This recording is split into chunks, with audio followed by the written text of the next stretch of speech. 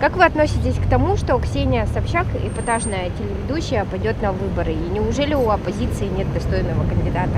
Нормально отношусь. Женская солидарность. Нет, это недостойная кандидатура. Она же не политик, она более медийная личность.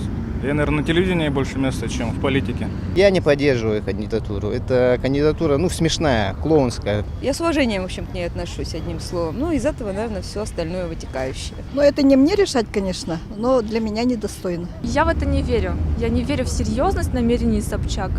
Это, скорее всего, такая подставная утка. Как шоумен. Что-то вроде Жириновского, но, естественно, ее никто не изберет. Голосовать никто не будет. Лучше выдвигать более адекватных, соответственно, и квалифицированных людей, которые имеют соответствующее образование и навыки управления, а не спортсменов, актеров, шоуменов. У нас кандидатуры есть достойные, которые могут, сказать и направить на правильное русло Россию. Никак не Ксения Собчак. А скажите, что будет с Россией, на ваш взгляд, если Ксения Собчак все-таки станет президентом?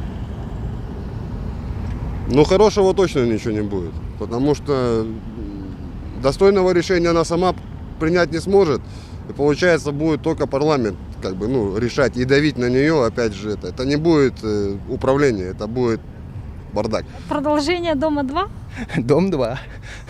Реально будет Дом-2. Это, скорее всего, будет изменения в нормативно-правовых актах, возможно, даже в Конституции. Ведь Собчак, она же такая неоднозначная персона. Она женщина умная, может, не знаю, но она не наш президент.